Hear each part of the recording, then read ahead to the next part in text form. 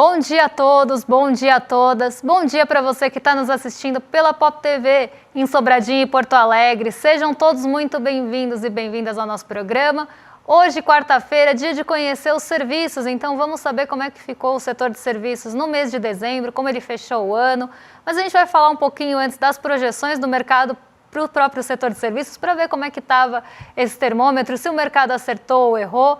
E a gente vai passar um dossiê para vocês saberem tudo sobre o aço, tudo sobre o tarifaço, o que vocês precisam saber para discutir esse assunto, para entender um pouco melhor como as tarifas funcionam. Mas antes de tudo isso, eu vou dar bom dia para o André. Bom dia, André, como você está? Bom dia, Débora. Bom dia a todos os nossos telespectadores. Saiu o setor de serviços aí, então vamos explicar o que aconteceu.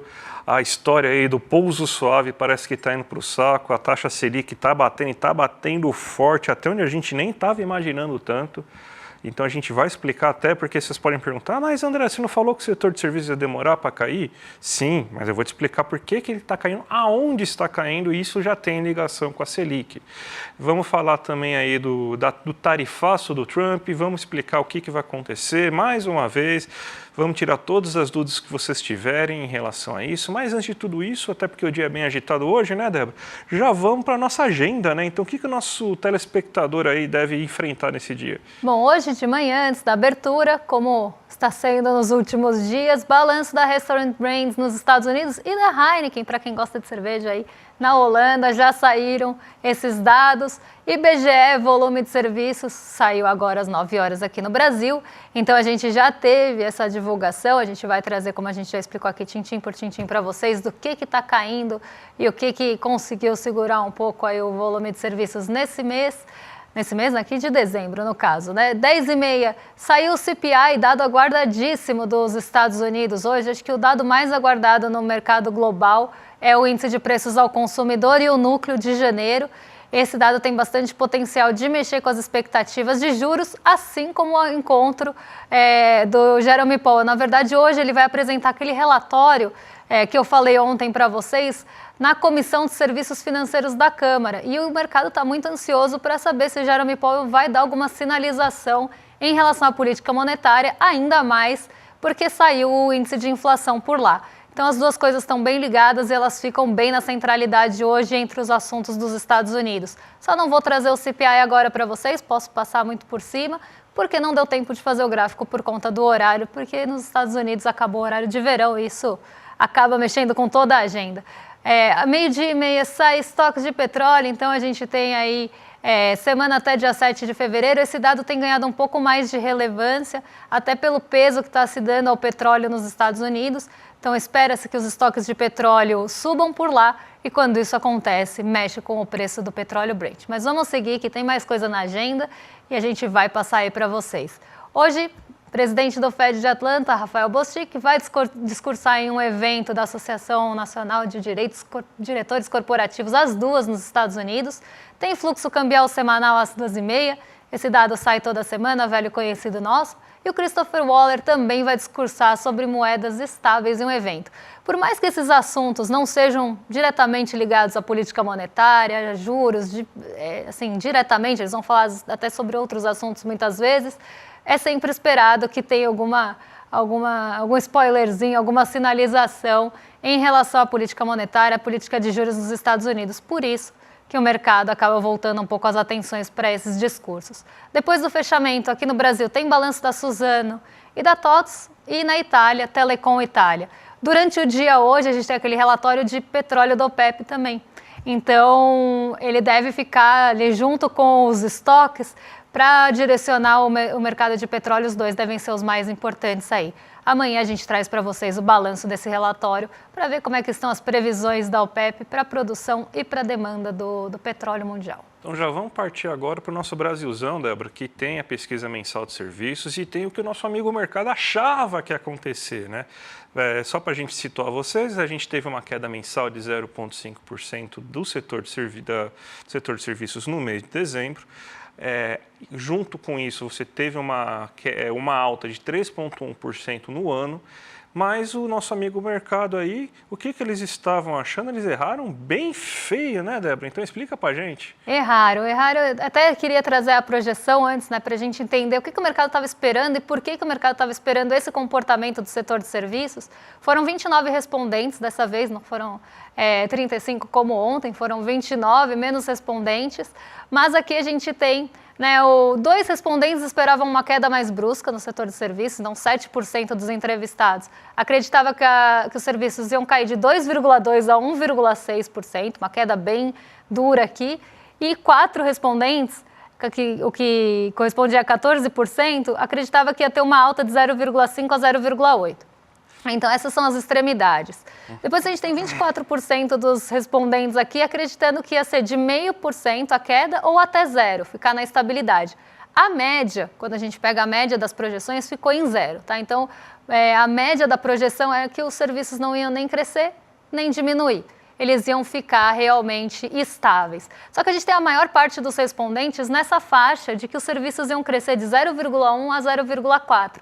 16 respondentes acreditavam isso, 55% dos entrevistados. Então, mais do que a metade do mercado acreditava que os serviços iam crescer, iam crescer entre 0,1% e 0,4%. A mediana, o que dividiu o conjunto em duas partes, era justamente 0,1%.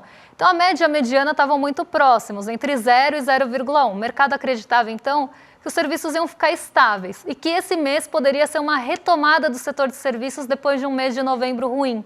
Então, o mercado estava acreditando muito nesse início de retomada do setor de serviços. Mas, André, parece que não foi isso que aconteceu, né? O mercado errou por sua projeção. Então, eu acho que até, continuando um pouco nesse gancho, o mercado, ele tá...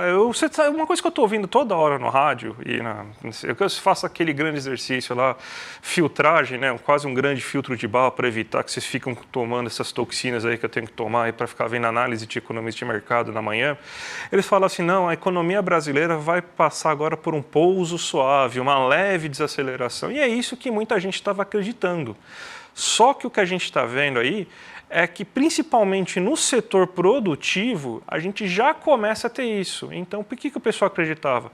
Vai desacelerar o setor de serviços, mas aí você vai ter, então, que, mesmo assim, você vai ter uma alta no total do setor de serviços, só que o que a gente viu de realidade é diferente. O que a gente teve aí na realidade? Até pode colocar já a notícia para fazer o ilustra, né? Que você teve um recuo de 0,5% em dezembro. Lembrando que a gente saiu de um recuo de 1,4% em novembro. E com isso a gente fechou o ano em 3,1% de alta no ano, uma alta bem expressiva. A gente já teve alta boa no setor industrial, teve uma alta boa no setor de serviços agora, falta o comércio aí amanhã. Eu acredito que até possa vir números positivos do comércio, porque o que a pesquisa do setor de serviços mostrou para a gente é as famílias ainda consumindo bastante, mas as empresas reduzindo seu consumo em serviços. E aí sim já é reflexo da Selic. Vamos mostrar aqui primeiro qual foi o comportamento aí do setor aí nos seus principais dados, né? Mensal, acumulado em 12 meses.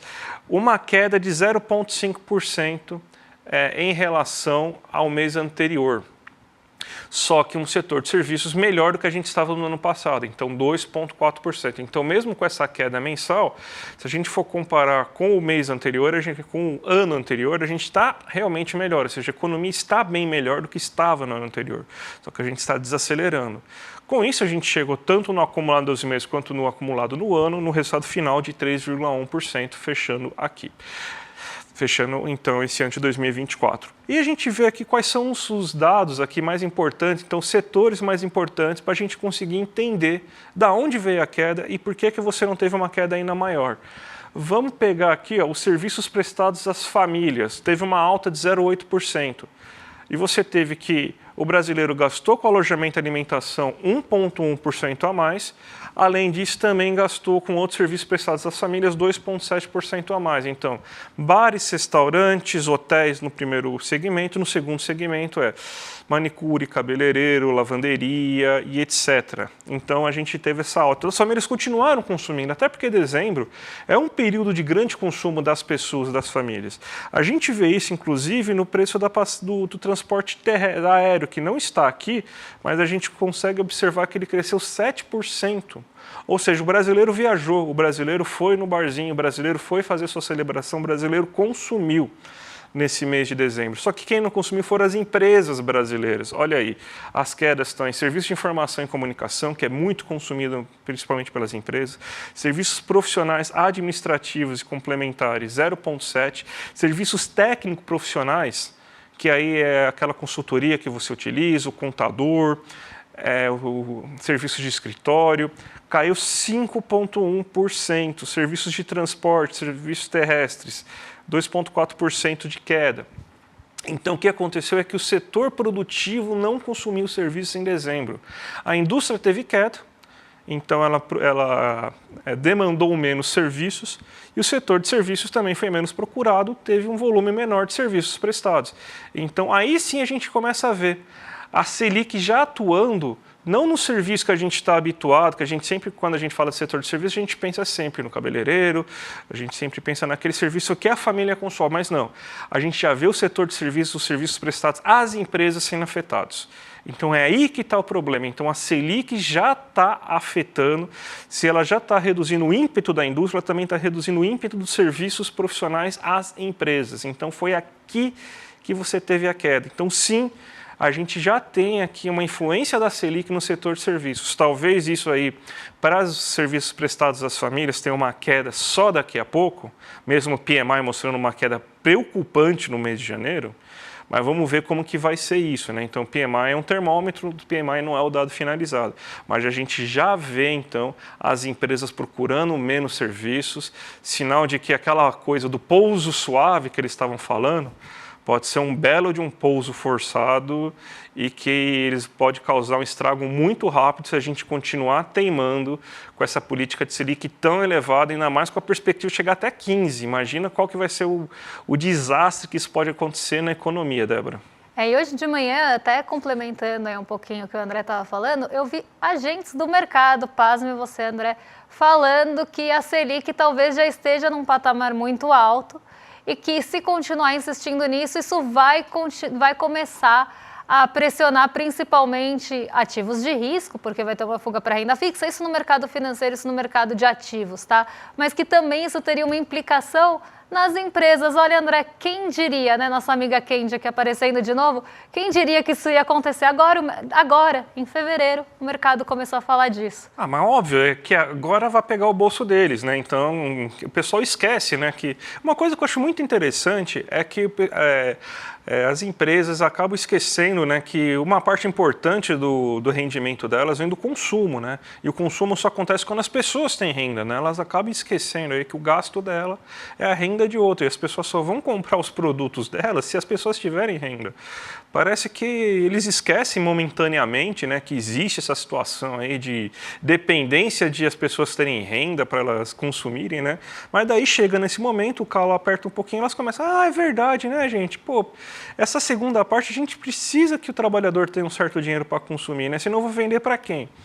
Vender para a sua entidade preferida, não tem para quem você vender, né? Então você não vai vender para o vento, não é possível você acontecer isso. Então, mais uma vez, é o mercado financeiro sentindo as consequências dos seus próprios atos, né? Exatamente, eu não sei que seja nosso amigo vento aqui da produção, mas outro vento não vai comprar mesmo.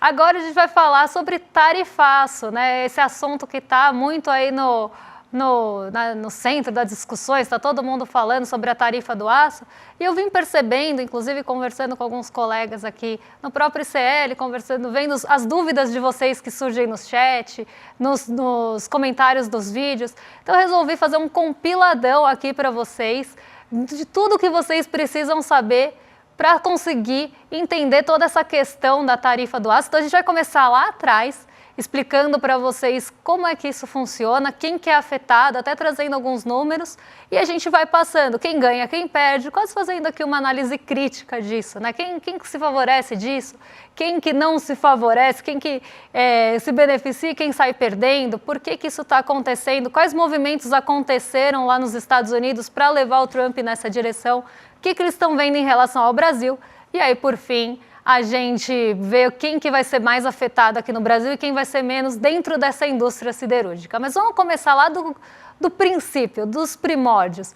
Vamos entender como funciona essa tarifa do aço. Tá? Então, como é que funciona essa tarifa? Tá? Quem está impondo a tarifa são os Estados Unidos.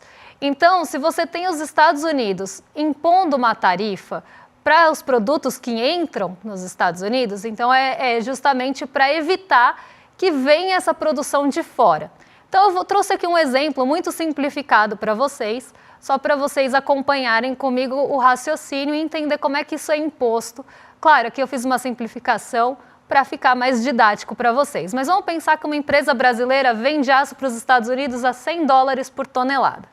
Então a empresa vai comprar aqui do Brasil porque o preço está competitivo, pode ser que tenha inclusive alguma vantagem de comprar do Brasil, então ele vai comprar do Brasil, às vezes valorização ou desvalorização cambial pode mexer com isso, inclusive a gente vai tocar nesse ponto daqui a pouquinho, pode ter alguma vantagem de comprar aqui do Brasil e não comprar lá dos Estados Unidos, comprando aqui sai mais barato. Então vamos pensar que é $100 por tonelada aqui no nosso exemplo. Aí vai o governo dos Estados Unidos e coloca uma tarifa de 25%. Essa tarifa afeta quem? Quem exporta para os Estados Unidos. Então, quem vendia para os Estados Unidos a $100, a partir do momento que entra com uma tarifa de 25%, aqui numa simplificação muito grande, o aço vai chegar para os Estados Unidos custando $125. Então, aquele aço que antes chegava ali para quem comprava, para uma empresa, por exemplo, a 100, se comprar dos Estados Unidos vai pagar 125 porque tem 25% de tarifa. Só que, se essa mesma empresa comprar dentro dos Estados Unidos, ela vai continuar pagando 100, porque lá dentro não tem essa tarifa alfandegária, essa tarifa comercial. Então, aqui, claro, está muito simplificado, mas é justamente para vocês entenderem quem que se favorece e o que eles estão tentando diminuir com isso. Eles estão tentando diminuir que entre aço nos Estados Unidos de outros países. O Brasil é o segundo maior exportador de aço para os Estados Unidos e por isso que a gente está sendo tão afetado. Porque esse aço vai chegar mais caro por conta da tarifa. Então, o que eles querem estimular? A compra do aço produzido nos Estados Unidos. A grande questão é, e eu já falei isso algumas vezes, a produção dos Estados Unidos de aço está em declínio há algum tempo. Ela não é uma produção que está ali fortalecida, uma produção que está muito pujante, não está acontecendo isso. Então, vai demorar um tempo para as siderúrgicas voltarem a produzir o aço suficiente para suprir a demanda dos Estados Unidos, das indústrias, das montadoras. Inclusive, tem uma matéria bem interessante hoje, que eu li, inclusive, na Bloomberg, se não me engano, que falava justamente sobre o impacto das montadoras e que as montadoras estão indo para o Congresso lá estadunidense para discutir essa questão de como isso pode prejudicar as montadoras, que são alvo, inclusive, de algumas também, alguns benefícios, enfim, alguns subsídios que o Trump queria fazer. Né? Ele queria fomentar as montadoras dos Estados Unidos e elas vão ser já prejudicadas por essa questão do aço. Então, o que a gente precisa entender aqui? O aço que vai ser exportado do Brasil ou importado nos Estados Unidos vai ficar mais caro do que o comprado lá dentro. Com isso, Donald Trump gostaria de fomentar e fortalecer a indústria nacional de aço. Então, esse é o ponto, tá? Então, aqui, eu até coloquei aqui impacto no mercado. Produtores americanos vendem por $100 a tonelada e ficam mais competitivos, porque ficaria $25 por tonelada mais barato. Empresas brasileiras vão perder as vendas porque vão ficar mais caras. E consumidores nos Estados Unidos podem pagar mais caros por produtos que usam aço, porque vai virando uma cadeia, certo? Então, vamos pensar que a demanda lá é grande por aço, mas eles não têm oferta suficiente para suprir essa demanda, porque, como já falei, as empresas lá estão em declínio. Se eles não vão ter de onde comprar lá de dentro, eles vão continuar, no curto prazo, importando aço dos outros países, só que importando um aço mais caro. Isso vai deixar a produção mais cara, vai deixar o custo de produção mais caro, e no final, produtos que levam aço também vão ficar mais caros. Então, no curto prazo, enquanto essa indústria não estiver fomentada lá nos Estados Unidos, vai ser um tiro no pé e pode ser um fator de pressão inflacionária, que é o que está sendo muito discutido hoje. Mas vamos seguir, porque a gente ainda tem um pouco mais de coisa para falar com vocês.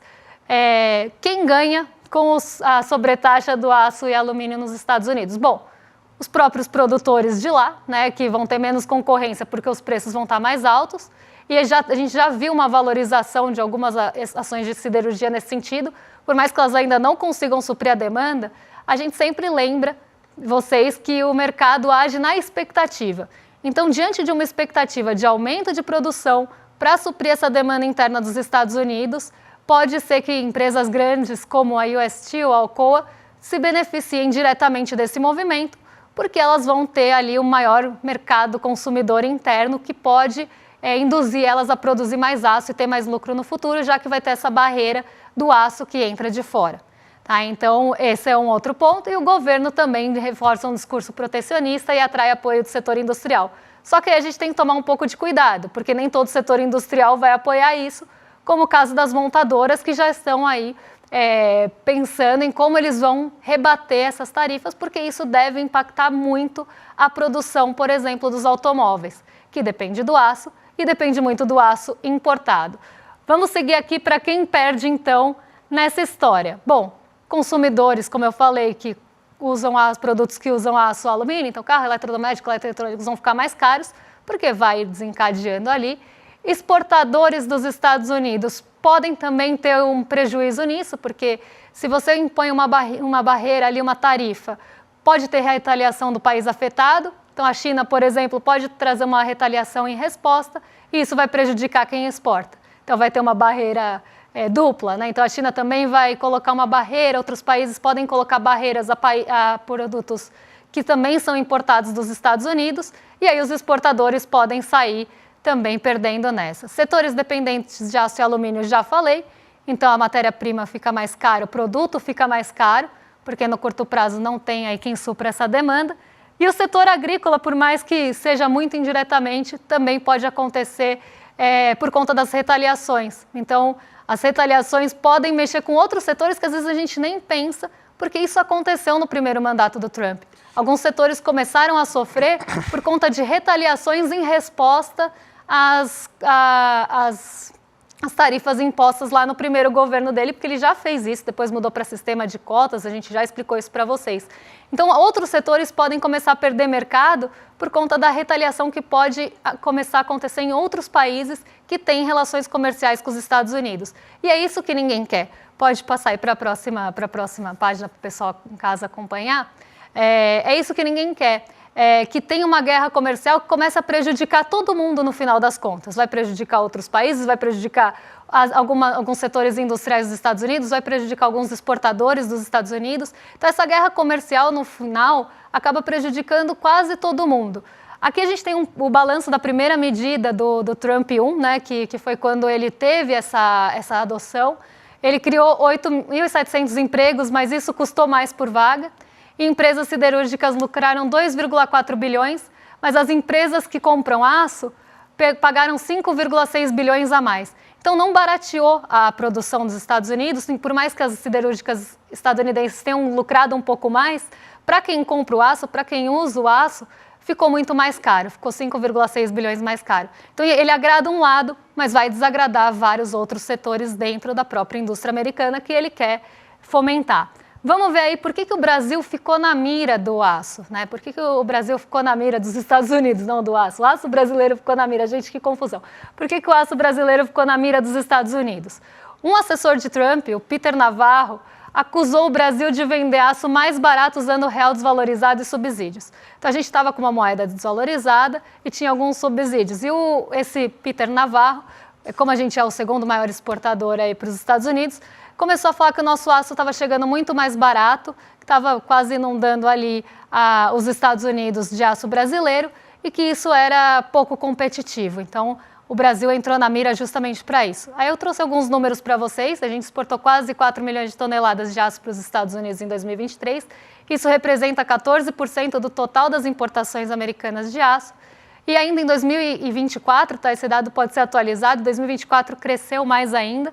O que está em jogo? Possível sobretaxa do aço brasileiro e risco de impacto na siderurgia do Brasil e aumento dos preços nos Estados Unidos. Isso a gente já explicou porque a siderurgia aqui exporta muito para lá, algumas empresas vão ser mais afetadas, a gente vai falar daqui a pouquinho, e os preços lá vão aumentar enquanto eles tiverem que importar aço de outros países. Mas vamos seguir aqui que tem mais coisa para explicar para vocês.